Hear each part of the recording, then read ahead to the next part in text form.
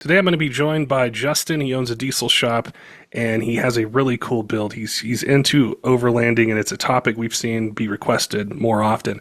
So I wanted to chat with him about his truck, the parts he used, what the aftermarket looks like for accessories, lighting, cargo storage, suspension, wheels, tires, the whole 9 yards. So I'm looking forward to chatting with him today, learning more about that particular part of using our trucks and some tips if you're looking to build an overlanding rig. Before we get to it, I want to give a shout out to a couple of our sponsors that help make the Diesel Podcast possible. The first is Kershaw Knives. If you go to kershaw.kaiusa.com, they have a code just for Diesel Podcast listeners. It's TDP40, and that gets you 40% off MSRP. They've got a ton of different knives to choose from. If you're looking for something for EDC or hunting, fishing, the outdoors, they've got you covered, and their whole lineup meets a variety of different budgets. So if you're looking for something with a different kind of blade steel, blade shape, handle design, they have different opening mechanisms. Definitely go to their website, use TDP40 for 40% off MSRP. Also, Target Sports USA, they have a really cool ammo membership program. So if you're into other hobbies like myself and like to hit the range or, hunt, do different competitions, things like that, if you go to targetsportsusa.com/dieselpc, you'll find all the details there. But basically, it's $99 a year. In that year, you get free shipping, whether it's 1 box, 5 boxes of ammo, 50 boxes of ammo that you're ordering. You get that throughout the year. You also get an instant 8% discount. You get in-stock notifications. So if there's a particular caliber that you're looking for, it's tough to find locally, you'll get notified first when it's in stock, so you can get that headed your way. They also have 2 giveaways that they do just for their members. So you're automatically entered for a chance to win one of these. The first is an all-expense-paid hunting trip to Colorado. So that includes airfare, accommodations, lodging, food, the fee for the hunt, complimentary meat processing, shipping back to you. So it's a once-in-a-lifetime sort of hunting trip that everyone would love to do. You're automatically entered for a chance to win that. Plus, they give away a brand new F-150 every year. So if you're looking to keep some miles off your diesel truck, need something to go point A to point B, or looking to build something off-road, or anything like that, you're automatically entered for a chance to win it. Again, just go to targetsportsusa.com/dieselpc. You'll find all the details there. All right, let's get to today's podcast with Justin and talk about overlanding. Justin, welcome to the Diesel Podcast. I appreciate you reaching out to us to tell us about your truck and really, a whole hobby or segment of diesel that people are interested in, which is overlanding. And it's a topic I've wanted to, cover more in depth. So I thought it'd be great for us to chat today about your truck, maybe tips and things you can give listeners out there that are looking to do the same thing. So welcome to the podcast. For having me. Appreciate it. Tell me a bit about yourself, about your truck, how you got started in overlanding. I started Alpine Diesel 5 years ago. Before that, there was some time spent in the patch, like Alberta oil field. So a lot of times out in the wilderness. And then same thing with hunting, fishing growing up and doing that with my kids, and kind of wanted to incorporate a little bit what I do with the fun times. And that's how we got to where we are today with the truck. It's really interesting. I have a bunch of questions to ask you, and I'll try to keep them kind of in line with what we're talking about because my mind's going in so many places with this. All good. When was it hard to incorporate a diesel truck into the outdoors, or was it? Because a lot of times, I think the vast majority of truck owners, so outside of diesel, you just take truck owners, are using gas vehicles. So when you were starting or looking to do this, did you find a lot of products out there that could support it? Was it sort of a waiting game to get it all put together? Or what sort of aftermarket support was there for you to take your truck and be able to make it more capable off-road? For the suspension side of things, the capability and what was out there was already starting to be established and growing more and more. As far as aftermarket accessories, there was a lot of growing pains over the last, I'd say, like 4 years. There hasn't been much for aftermarket parts that actually fit a full-size pickup. You'll get everything for a half ton that fits like the short bed, but nothing that's load rated or nothing that will actually fit the Super Duty. So it was a long time going. There's a lot of reaching out to vendors and having them develop things like my rack, for example, like having it fit this 6.5 foot box, like working with the guys from extrusion, getting all the dimensions properly, getting everything to fit nice. Same thing with finding even just a roof rack that didn't drill holes in the roof of the top of your truck. That there's, I think, two out there right now that you don't have to puncture holes in, that just bolt right on. So it was fun. It's really cool. It's a whole new area for me because I've seen or been focused a long time on like the street truck or performance or race side. So I've seen that evolution over 10 or 15 years. But I've never had a truck that I've overlanded with, or I mean, I'm kind of one of those truck owners where it's a pavement princess. Like I would drive around the mud Yeah. puddle because I didn't want to clean mud up from, like underneath it. So I've never personally really done that with the truck. So, but there's a lot of people out there that are interested in it. And to me, diesel trucks, whether it's, a new or older truck, they fit that capability so well. I know I mentioned a few times on the podcast, there's a YouTube channel I found. I don't remember his name. I need to look it up so I can like give his channel a shout out. But he was driving from Yeah. one part of Alaska all the way to like the Arctic Ocean in a OBS Ford, and he completely accessorized that Oh yeah, truck. I followed him on. Yeah, and that I was like, Yeah. this is so cool. Like he had everything in it. And so when I saw the pictures of your truck and we chatted a little bit about the history and the story of it, I thought, okay, this is going to be so cool to chat about a newer truck. So tell me about this one, why you picked it. Was there a specific reason you picked this truck? And then the process of being able to take it from stock to where it is now. So I love the body style of the new 20s, 20 plus. I had a 2020, a white Tremor, and traded that one in when this lithium gray came out. It was one of my favorite colors out there, and I had to have it. And then it was originally just going to be, a nice lift, bumpers, wheels, tires, and then the thought of like, you get one shot at it. I'm gonna go all out, and whatever happens next, that's how this became what it is now. Yeah, the price tag behind it wasn't the cheapest, to say the least, especially trying to get product up into Canada. Everything adds on like excruciating amount, but here we are now with what's behind me. So yeah, Did you do it all at once or did you do it in stages? I was going to build it bit at a time, and then not last year, the year prior, we decided we were going to take the truck to Vegas. So it turned into a one and done job, which from start to finish was about 7 months, getting it dialed all the way in. And then we drove it down. It made its way down, drove it all the next winter. And then we took it back down again this past SEMA. It was with Tough Stuff Overland as their feature vehicle inside West Hall.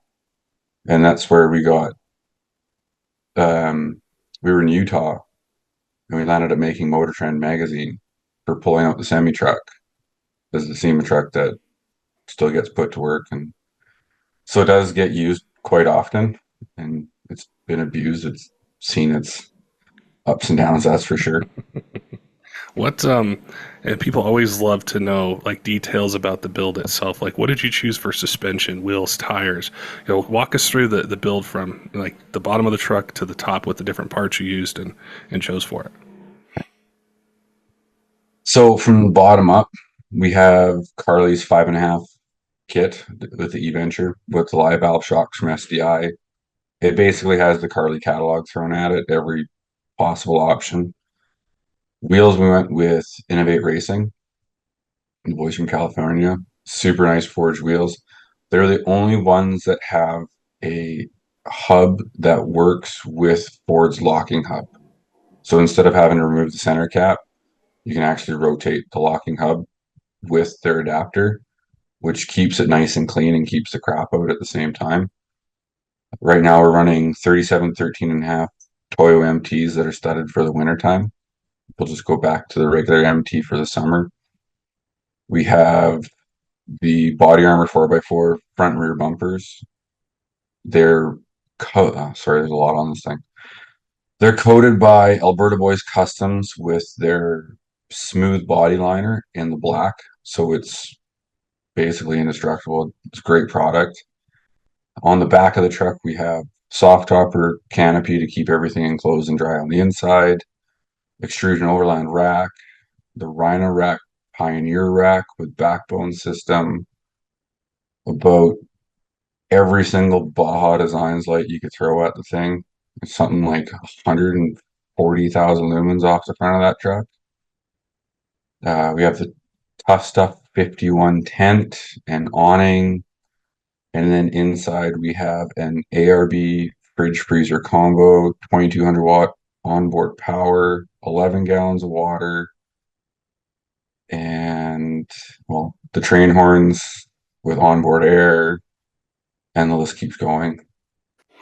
It's a pretty extensive list. Now, how'd you put it all together, or did you know exactly what you wanted on this truck, or were there aftermarket companies that helped you and said, "Hey, we have this is something new," or was there maybe another build out there that you saw where you got all these ideas for the upgrades that you did need?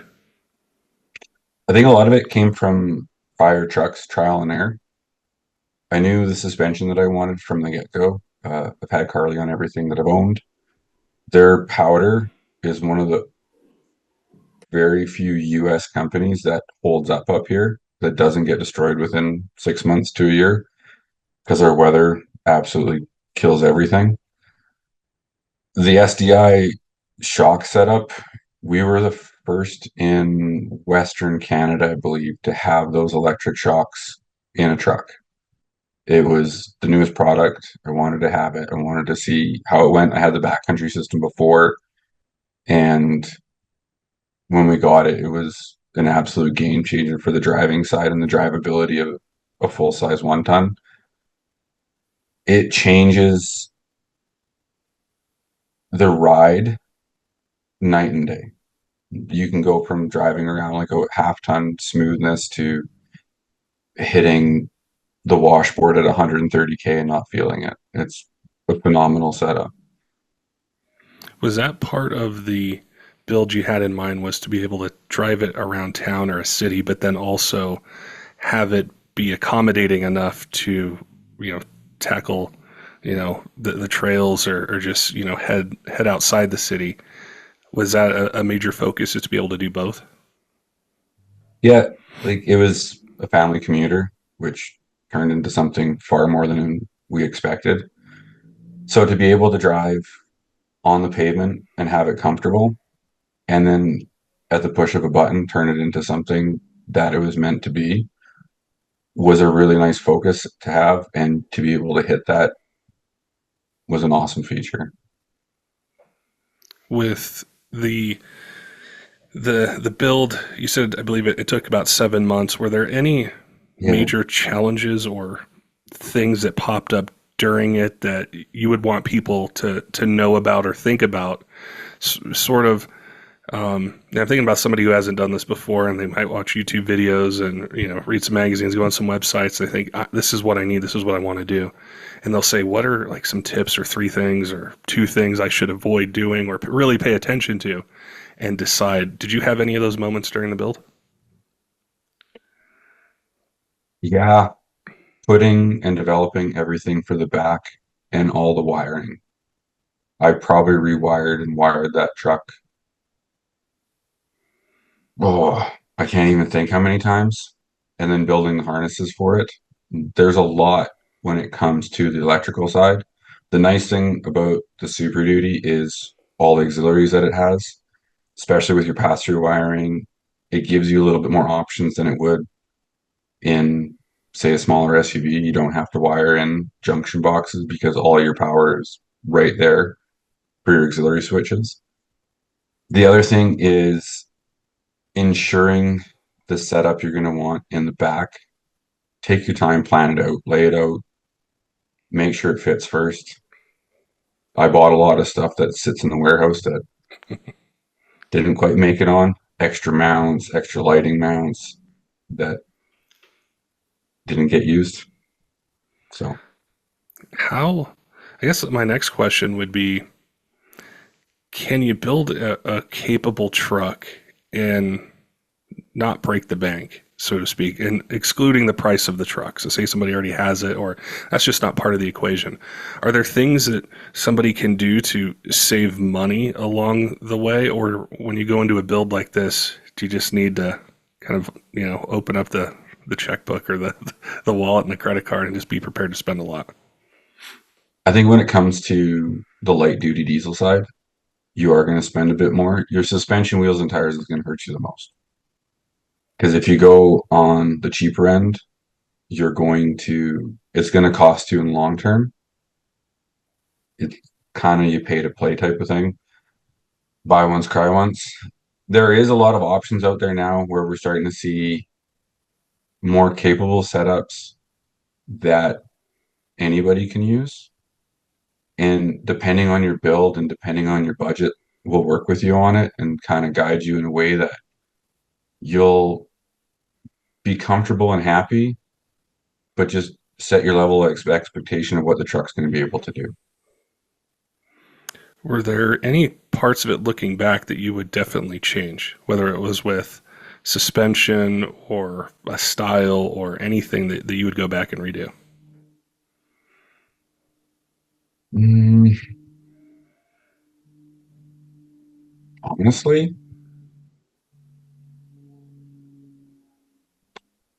probably not. Not trying to sound like overly happy about it, but there was so much time put into it that it was exactly what I wanted when I rolled it. There was some challenges as far as like fitment and deciding to go with or without a winch or how it would fit front rear. But at the end of the day, it's never left me stranded. It's never broke down, and it gets better fuel mileage than your Toyota 4. I think that's a really key part of really any kind of build. And I'm sure you see it at Alpine Diesel, whether somebody's going in for performance or they just want reliability or they're building Yeah. a truck like yours, is spending a lot of time thinking about exactly what you want, exactly what your budget is, where you're willing to spend the money, maybe where you can pull back a little bit so that when it's all Yeah. done, you don't sit there and go, man, I wish I would have chose different wheels, or I wish I would have went with this suspension, or I wish I would have done this with lighting. You did it all beforehand. Yeah. And it was more so to just ensure like if you're going to spend that much money, you have to have almost a blueprint game plan. Like having the truck drawn out first, having Innovate do the rendering of it, seeing it. Like we went back and forth. I can't even count how many times. Like I want you to alter this, add this onto the truck, take this off the truck, until you finally got down to what the rendering was going to be. And then it was like, okay, I'm happy with this. Now let's take all that and put it into reality side. That makes a lot of sense. I think especially visually seeing the rendering and being able to picture it would help a ton with some of the decisions that you'd make. Well, especially with offset, tire size, the colors of your wheels, your spoke pad. Like there's so many different options that we see, and then people are like, "Oh, I just want some wheels on it." It's like, well, there's a lot of wheels out there nowadays. So being able to visually see it, especially when you're about to spend that much money on a set, makes life so much easier. With Now, with the customers that you get that either call in or come into the shop, do you find, or have there been people who've chosen older trucks to do this with, to build their kind of overlanding, do everything kind of truck? Or are there disadvantages of an older truck or benefits versus the newer one? Because I'm thinking of someone who's listening who they want to do this, but they don't have the truck yet. Or maybe they have a newer one, but they're thinking, maybe I do this with like an '06 Ram or a 7.3 Power Stroke or an older Duramax. Do you find those type of customers call you guys, or have you been involved in builds like that? Locally, talked to a lot of guys that like have the older trucks or maybe being the half ton side of things that, even back into the OBS style. It's the nice thing about the older ones, you don't feel as bad when you hurt them. Like piling a fender on a brand new truck sucks. So doing it with an older build, there are some advantages to it. There's more forgiveness when it gets hurt. There's more work involved in the older trucks, especially finding suspension setups that'll fit them and work for what you're wanting to do. You get more into the custom side than you do just the off the shelf purchase. There's far more out there for the newer stuff now. Common question we get from you guys a lot is, hey, I need a diesel engine. I either, I can't wait this long to get one, or normal place I get stuff from it just takes too long, or they don't have the parts in it that I need. Maybe my truck's not stock, or I tow heavy with it. I don't want to go back with just a stock engine. DFC Diesel is a sponsor of the podcast. We worked with them, hand in hand on doing episodes, answering technical questions. They have a complete lineup of Cummins, Duramax, and Power Stroke remanufactured engines that are set to a standard of ISO 9001 2015 standards, which is a huge deal in the aftermarket.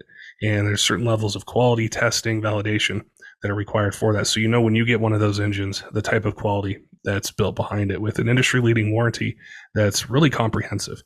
And the other thing with that is, sometimes the options that are out there, it's a basic OEM engine. You want a little bit more. You don't want to have the same failure again. So there's a bunch of different series of engines that they have, from core, street, tow haul, and also the Speed of Air series, which we've covered on the podcast before.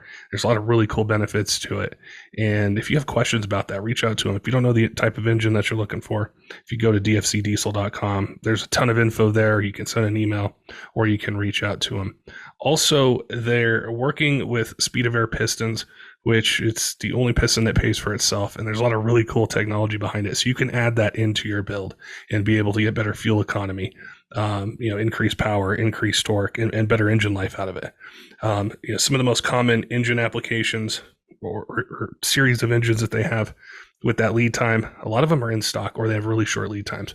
So you can check your favorite retailer or go to dfcdiesel.com, check them out, see what's in stock, see what you can get. If you have questions, maybe you want to do something that's outside of the normal series of engines, they have tons of choices for rods, cranks, pistons, valve train upgrades, tons of different things. So if you're in the market, definitely make sure and head on over and check them out.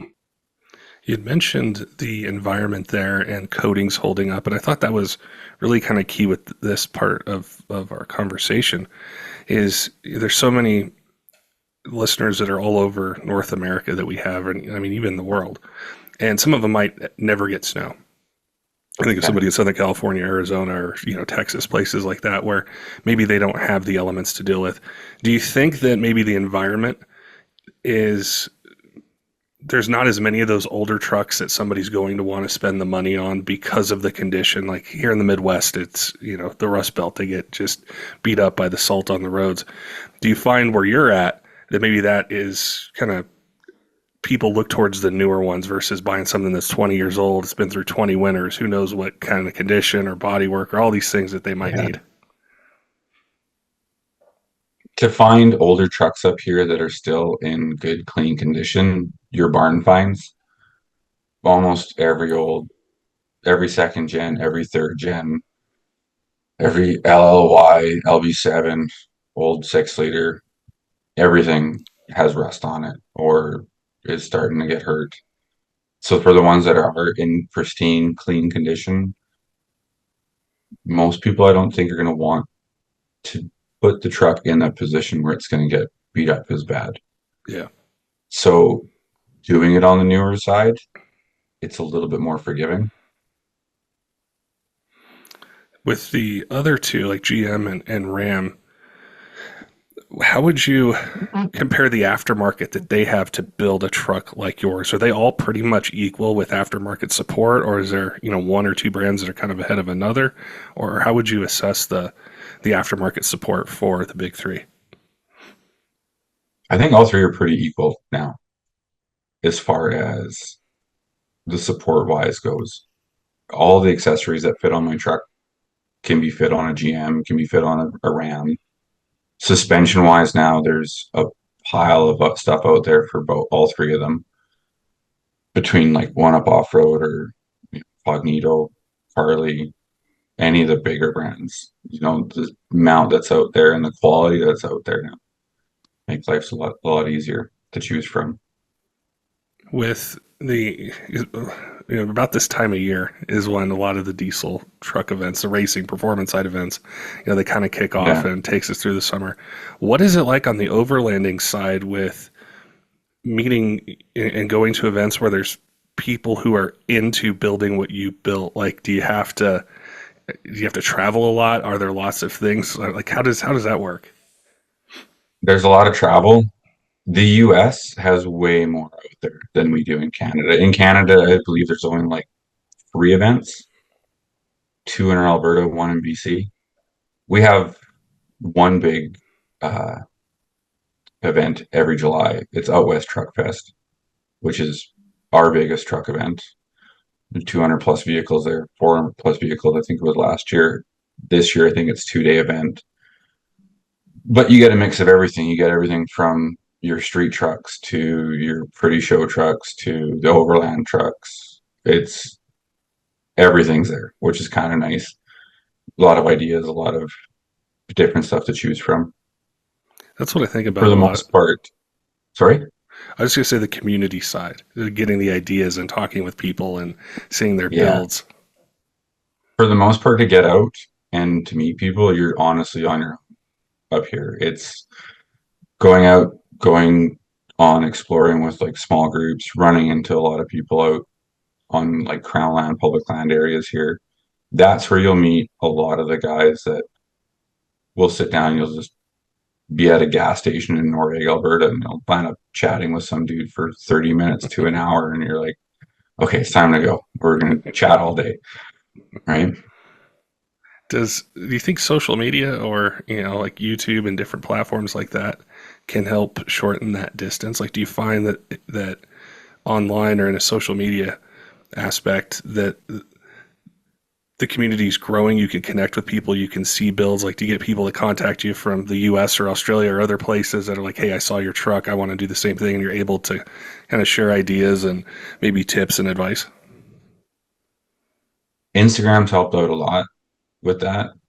I've talked to guys from Dubai, Australia, US, Europe, Canada, like all over the place, either sharing ideas or questioning where you get product from, ordering parts, or even shipping stuff out now. What's the next big thing, do you think, in overlanding with diesel trucks? Is there something, is there kind of a wall that's been hit, or is there another advancement, or something that you're looking forward to seeing with, either aftermarket support, or I guess there's a number of different directions we could go, but I'm curious if there's a challenge kind of industry wide out there that it's either being approached, or something that is really going to unleash kind of, whether it's the fitment or the accessibility, to parts or lift kits, or just how streamlined things are, or what do you think's next, as far as overcoming or making it easier to be able to build a truck like this? I think we're honestly in more of the, we still have a long ways to go, but it's growing really well. I think a lot of the market's now starting to see that there is a significant amount of money and there is a significant amount of customers out there that are wanting to get outside and do stuff where they're using their diesel truck as a regular family vehicle, but being able to go out and not have to drag around the 45-foot trailer and just be able to take a smaller trailer, take the truck with a tent and take off. And, the reason with mine is I can sleep in it and then I can still have the trailer full of toys and behind it, a couple of razors, three dirt bikes, and I don't have to worry about trying to take two vehicles because of being able to haul so much weight. What do you think has been inspiring it to grow or making it grow? Like, do you think it's maybe seeing other people doing it on social media, seeing it on YouTube? Is there anything to point to say this is why this is growing at the pace that it is?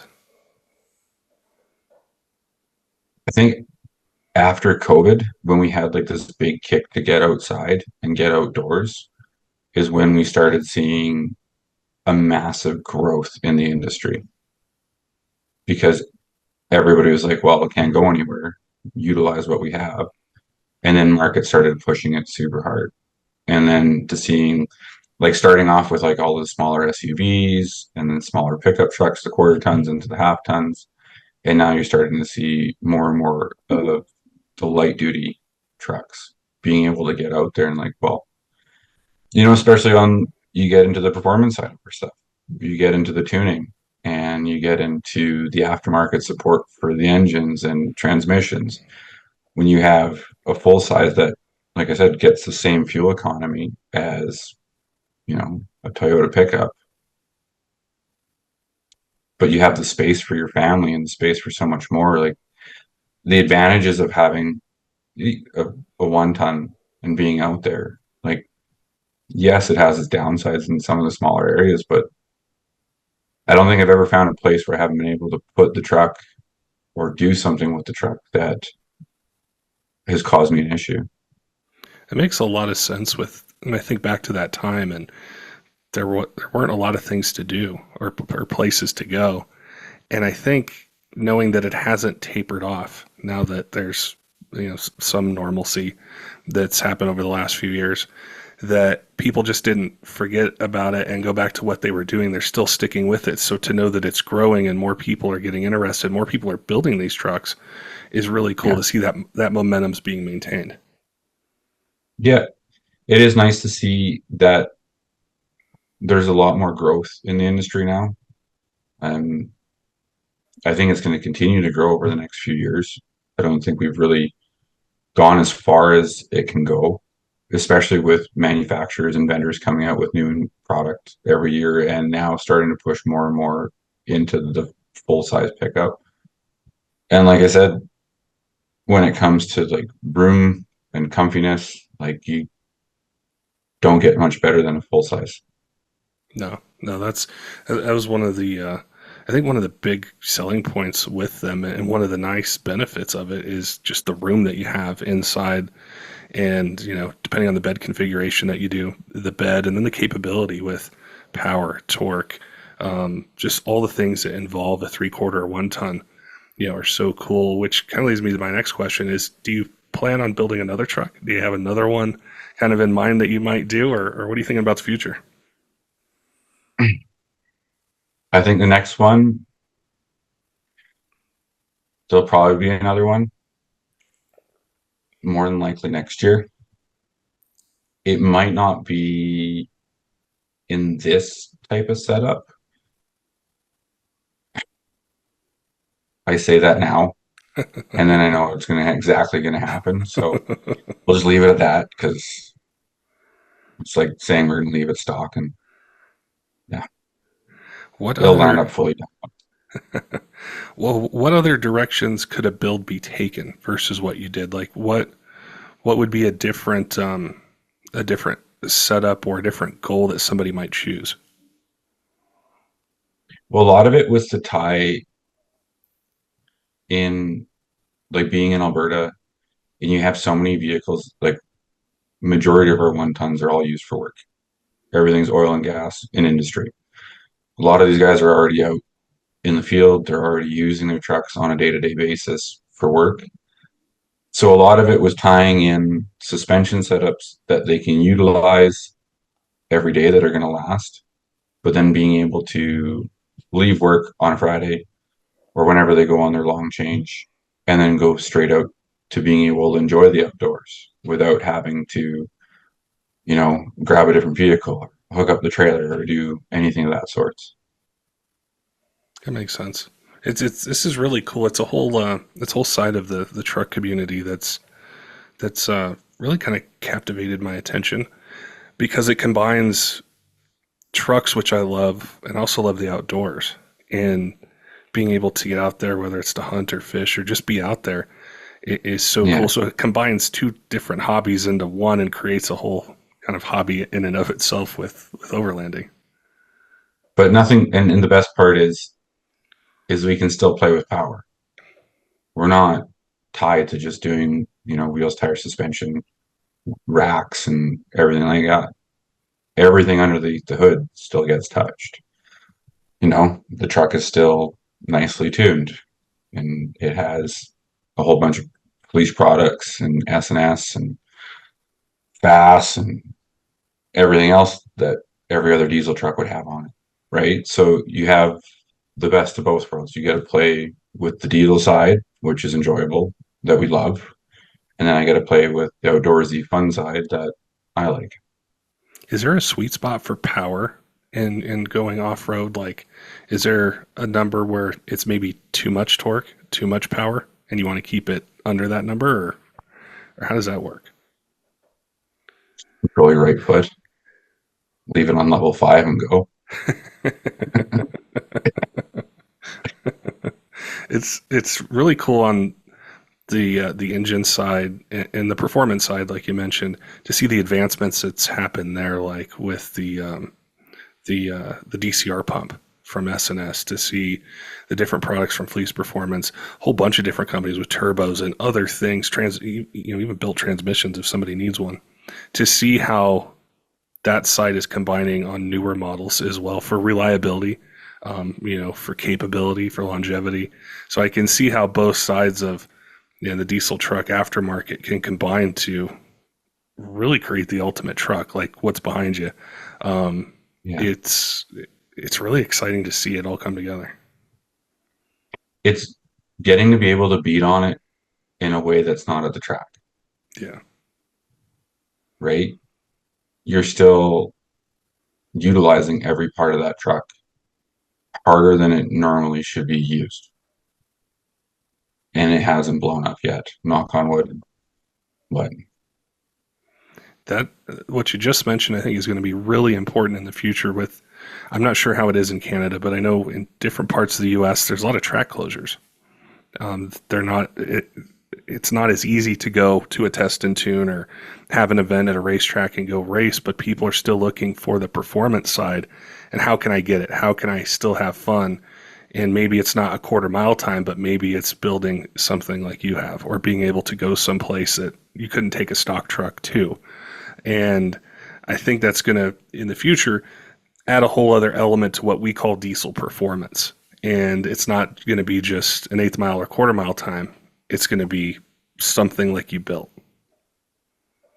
we hear that more and more. I was talking to a customer yesterday about it. It's like, I just want to build a good, clean 600 horse. I don't want anything crazy. I just want good, reliable 600. I want a transmission that's going to last me, and I want my engine to not be pushed harder than it needs to. I just want clean, comfortable, reliable power. And we hear that more and more. And it does, like, as far as tracks and whatnot, we don't, especially being up in where we are, you don't have as much as they do in the States. And like I said, it's nothing against, and that's why we didn't go racetrack with the shop. It's nothing against the guys that do it. Like, I mad props to all of them, man. Like, they've built some serious power, and like especially some of the newer stuff, like the newer trucks like UCC, like you see some of the 3,000 horsepower, like, man, that's impressive. But for us to do it and invest that much money in it, to drive it 4 times a year, if we're lucky, where I can put that money into something that I can showcase to a customer on a daily basis, it just made more sense on our side. I think it's going to make more sense to people, to truck owners out there as well, because what is attainable? Is it easier or financially possible to attain a 3,000 horsepower truck that's your sole truck, or is it more attainable to take the family out, go to the outdoors, take a trip, and have your daily driver be more capable, just like you built it? You mentioned being able to have street manners, drive comfortable, but then have the capability to go off road or to go places a stock truck might Yeah. struggle in. That's really going to be, I think that's what people are looking towards, is what's attainable that I can still have fun with. And I think What's this not is, going to break the bank? yeah, Yeah. And what's going to be best for longevity? You hear the major questions like, how can I obtain the best fuel mileage out of this thing with being able to keep it still and not from blowing up? Like, I want to keep it reliable. I don't want to put 400 horse extra to it, just, 50, 75 horse, 100 horse max, and just have drivability and fuel mileage out of it. And that we hear every week. That's the biggest ones. It's been really cool learning about this. I need to spend more time in it. I need to watch more videos.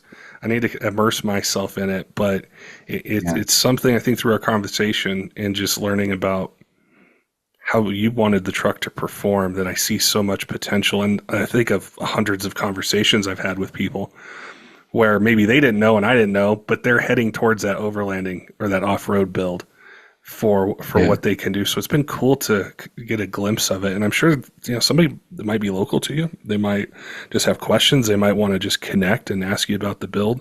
What's a way that they can reach out to you or Alpine Diesel and be able to, either ask technical questions or maybe ask something they heard on the podcast? The easiest way would be reach out to us, Facebook, Instagram, Alpine Diesel Inc. You can check out our website, www.alpinediesel.com. I get tons of people just message me directly on Facebook. I try to answer most of them, don't get to all of them, but the easiest way is to message the shop. Very cool. You'll have to keep us updated on that potential next build that you do, and maybe we could talk before you even start it about the planning process and the decisions that you make. So keep us updated on not just this truck, but any future ones that you do. And I really appreciate you reaching out and wanting to talk about this topic. It's really cool to learn. Got me interested, and I know a lot of other people are going to probably jump on YouTube and other places and start checking this out. So I appreciate your time today, Justin. Appreciate everything. I appreciate having me on your show, man. Don't forget, Diesel fans, make sure and head on over to kershaw.kaiusa.com. Use discount code TDP40 for 40% off MSRP. It's a great way to save some money, get some really cool gear. If you need a knife for hunting, fishing, around the job site, around the house, they've got you covered with a bunch of different options, different price points. You can choose different blade steels, blade shapes, handle designs, different opening mechanisms. We really appreciate them offering that discount code just for Diesel Podcast listeners to be able to save some money, get some really cool gear. Also, if you go to targetsportsusa.com/diesel PC, you're going to find a really cool membership program that Target Sports USA has. For $99 a year, you get free shipping on any purchase, whether it's 1 box, 5 boxes, 20 boxes that you're ordering. And you're also automatically entered for a chance to win 2 different giveaways that they do. The first is an all-expense-paid hunting trip to Colorado, so that includes airfare, accommodations, the fee for the hunt, complimentary meat processing, and shipping back to you. So it's a once-in-a-lifetime sort of trip that you're automatically entered for a chance to win. Plus, they give away a brand new F-150 every year, and again, you're automatically entered for a chance to win that. I also want to give a shout out to some of our Patreon supporters: Tyler Loewen at 23 Diesel, CUTTERUP Rob, J. Cole Colby, all of our other Patreon supporters, all of you who subscribe on YouTube, podcast apps, follow us on social media. We appreciate all your support here in year 8 of the Diesel Podcast, and look forward to bringing you more of the content that you guys want to hear in 2024. Till next time, keep the shiny side up.